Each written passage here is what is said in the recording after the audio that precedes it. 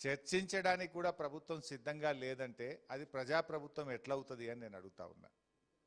ఇప్పుడు రేవంత్ రెడ్డి గారు నేను సూటిగా అడుగుతా ఉన్నా, నువ్వు 70,000 ఉద్యోగాలు ఇచ్చినా అన్నావు, 70,000 మందికి నియామక పత్రాలు ఇచ్చినా అని చెప్తున్నావు.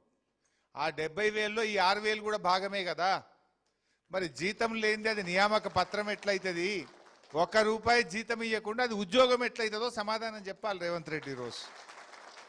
అరే ₹1 జీతం ఉండదు, నెల నెల జీతం ఇచ్చేది లేదు, మరి జీతమే లేనప్పుడు అది ఉద్యోగం ఎట్లయితుంది? అది నియామక పత్రం ఎట్లయితుంది? అది అంటే రేవంత్ రెడ్డి చెప్పిన 70,000 ఉద్యోగాలు ఎంత బూటకమో దీన్ని బట్టి అర్థమైపోతా ఉంది. ఏమనంటే నేను 70,000 ఉద్యోగాలు ఇచ్చిన అంటాడు. ఆ 70,000లో ఈ 6,000 ఉత్తదే కదా, ₹1 జీతం లేదు. ఏమన్నా అడిగితే కలెక్టర్లు ఏమంటున్నారు మిమ్మల్ని?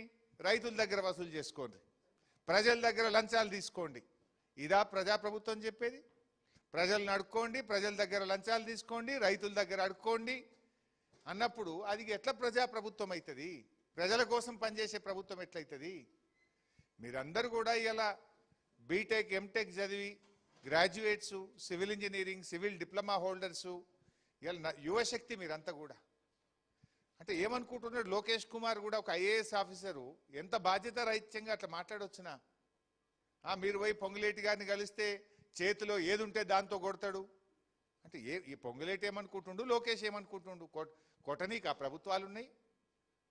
మొన్న ఏమైందో ఢిల్లీలో చూసినాం కదా, జంజీ పడితే దేశమే అతలకుతలమై ధర్మేంద్ర ప్రధాన్ రాజీనామా చేయాల్సి వచ్చింది. ఈ 6,000 మంది యువత తలుచుకుంటే ఏమైందో ఒక్కసారి ఆలోచించుకోమని రేవంత్ రెడ్డికి పొంగులేటిని హెచ్చరిస్తా ఉన్నా. యువశక్తి, మేధాశక్తి, చదువుకున్న విద్యావంతులు ఈ 6,000 మంది కానీ, ఇది 6,000 అంటే వ్యక్తులా? వీళ్ళు 6,000 కుటుంబాలు, 6,000 శక్తులు. వీళ్ళు తిరగబట్టి ఏమవుతుందో ఒక్కసారి గుర్తు తెచ్చుకో. గట్లే పిల్లలు ఈ పిల్లలతో ఏమైందంటే పిల్లలు కాదు చిచ్చర పిడుగులని ఢిల్లీలో చూపించింది. మొత్తం దేశం కదిలింది. మరి ఈ 6,000 మంది యువత కదిలితే మరి ఏమవుతుందో ఒక్కసారి ఆలోచించుకోండి. ఆడ ధర్మేంద్ర ప్రధాన్ గట్లే నేను రాజీనామా చెయ్య అంటే యువత గదిలితే దెబ్బకు దయ్యం వదిలినట్టు రాజీనామా చేసి బయటకు వెళ్లాల్సి వచ్చింది. పొంగిలేటి నీకు ఆ పరిస్థితి రాకముందే ఈ పిల్లల్ని చర్చించు, తక్షణమే వారి సమస్యలు పరిష్కరించాలని బీఆర్ఎస్ పార్టీ పక్షాన్ని డిమాండ్ చేస్తా ఉన్నాం. నువ్వు పరిష్కరించినాక, నువ్వు చర్చించినాక ప్రతిపక్షం దగ్గరికి ఎందుకు పోతారు ప్రజలు? నువ్వు మాట్లాడితే హరీష్ రావు గారి దగ్గరికి ఎందుకు పోతారు, సబితక్క గారి దగ్గరికి ఎందుకు పోతారు, లేదా తెలంగాణ భవన్కు రావాల్సిన అవసరమేంది? ప్రభుత్వం పట్టించుకోనప్పుడే, ప్రభుత్వం నిర్లక్ష్యం చేసినప్పుడే డెఫినెట్గా ప్రతిపక్షం దగ్గరికి పోతారు. ప్రజాస్వామ్యం యొక్క గొప్పతనమే అది. That is the spirit of democracy. ప్రతిపక్షం ఎందుకుంటుంది? ప్రభుత్వం తప్పిదాలు ఎత్తి చూపడానికే ప్రతిపక్షం. ప్రభుత్వం తప్పు చేస్తే మెడలు వంచడానికే ప్రతిపక్షం. ఏ ప్రజలు కష్టాల్లో ఉన్నా, ఏ ప్రజలు ఇబ్బందుల్లో ఉన్నా ఆ ప్రజల గొంతుకుగా పనిచేయడానికే ప్రతిపక్షం ఉంటుంది. ఇక్కడ ఈ 6,000 మంది నిన్న పాపం ధర్నా చేస్తే ఒక్కొక్కరిని ఒక్కొక్క పోలీస్ స్టేషన్ తీసుకుపోయారు. హైదరాబాద్లో ఉండే అన్ని పోలీస్ స్టేషన్లకు తీసుకుపోయినారు. పశువుల్లాగా ఈడ్చుకుపోయినారు. అన్నం కూడా పెట్టకుండా ఈ యువతను ఆగమాగం చేసినటువంటి పరిస్థితి.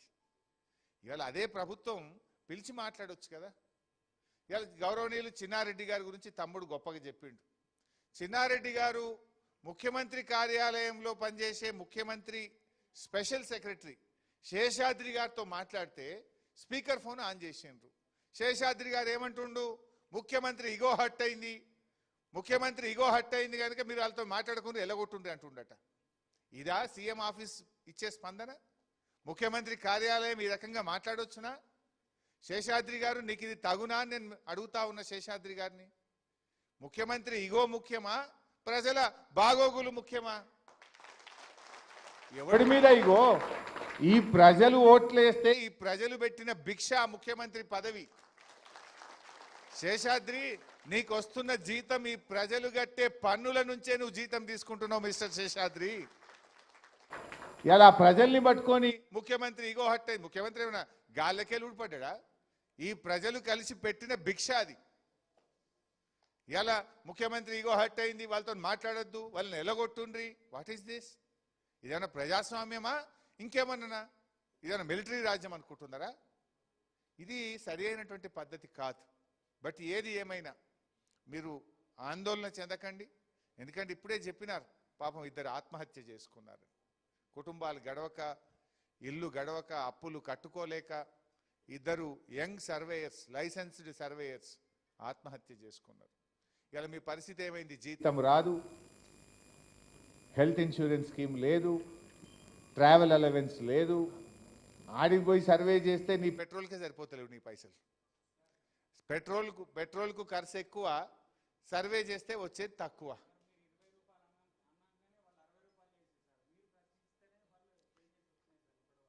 అది కూడా సరిపోదు కదా. 60 రూపాయలు ఏ మూలకు సరిపోతుంది? నువ్వు 60 రూపాయలు నీ పెట్రోల్ ఖర్చే 100 రూపాయలు. లీటర్ పెట్రోల్ కావాలంటే 100, అన్నం తినాలంటే 50 60 అవుతాయి.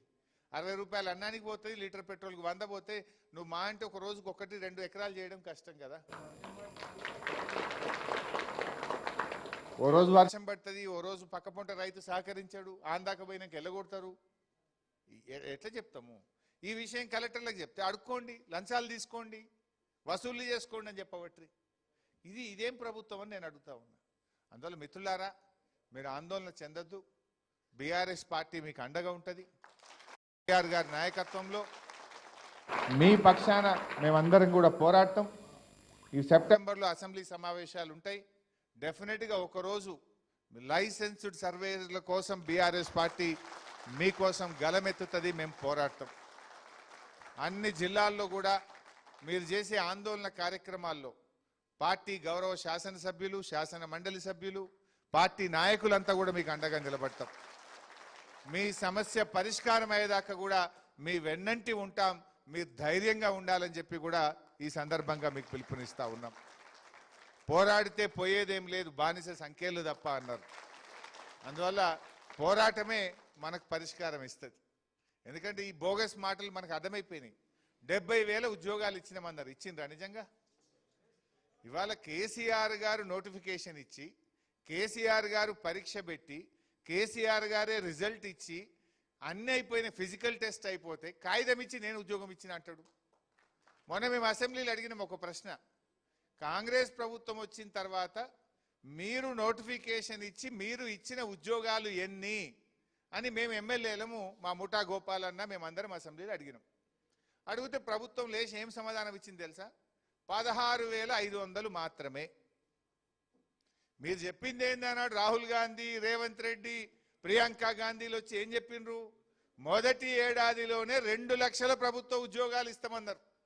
మొదటి ఏడాదిలో. ఇప్పుడు 3 ఏళ్ళు దగ్గరికి వచ్చింది, ఇచ్చిన ఎన్ని అంటే 16,500.